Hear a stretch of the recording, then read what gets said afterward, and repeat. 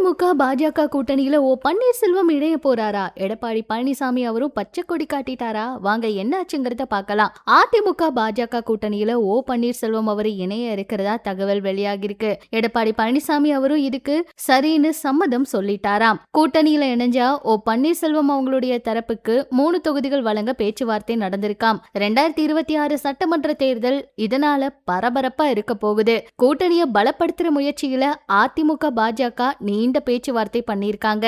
அன்புமணி தலைமையிலான பாமகவையும் டிடிவி தினகரன் அவரோட கூட்டணியான அமமுகவையும் கூட்டணியில இணைச்சிருக்காங்க. எடப்பாடி பழனிசாமி அவங்கள முதல்வரா ஏற்றுக்கொள்ளும் எந்த கூட்டணியிலும் சேர மாட்டோம் அப்படின்னு டிடிவி அவரு சொன்னாரு. ஆனா இறுதியில அதே கூட்டணியில சேர்ந்திருக்காரு. இச்சூழல்ல இப்ப பன்னீர்செல்வம் அவர் கூட்டணியில இணைய இருக்கிறதா தகவல் வெளியாகிருக்கு. அவரும் சம்மதம் சொல்லிட்டாராம். அதாவது டிடிவி அவரு இத பத்தி பேசும்போது என்ன சொல்றாருன்னா, 3 முறை முதலமைச்சரா இருந்த ஒருத்தர் எப்படி போய் திமுகவுல சேருவாரு? அதிமுக இந்த கட்சியை வளர்த்துட்டு இருக்காங்க. இவ்வளவு பாடுபட்டு கொண்டு வந்த கட்சியை விட்டுட்டு எப்படி அவர் டிஎம்கேல சேருவாரு அப்படிங்கிற மாதிரி கேள்விகளை கேட்டிருக்காங்க.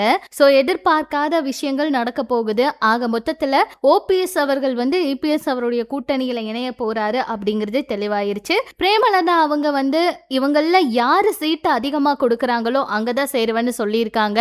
அதுல திமுக ஒருவேளை குறைவான இடங்களை கொடுத்தா கண்டிப்பா அவங்களும் அதிமுகவுல சேர்றதுக்கான வாய்ப்பு இருக்கு. எது எப்படியோ அதிமுகவுல பலமான ஒரு கூட்டணியை கொண்டு வர பல முயற்சிகள் பண்ணி இப்ப அதை நிறைவேற்றியும் இருக்காங்க. அதனால இந்த தேர்தல்ல அதிமுகவுக்கு பாசிட்டிவான நிறைய விஷயங்கள் வந்துட்டு இருக்கு. சோ எதிர்பார்க்காதத நிறைய விஷயங்களை பண்ண போறாங்க. வெயிட் பண்ணி பார்க்கலாம். இது பற்றி உங்களோட கருத்துக்களை சொல்லுங்க. இன்னும் இது போல அரசியல் தகவல்கள் எல்லாம் நீங்க தெரிஞ்சுக்க நம்ம சேனல் கூட இணைஞ்சிருங்க.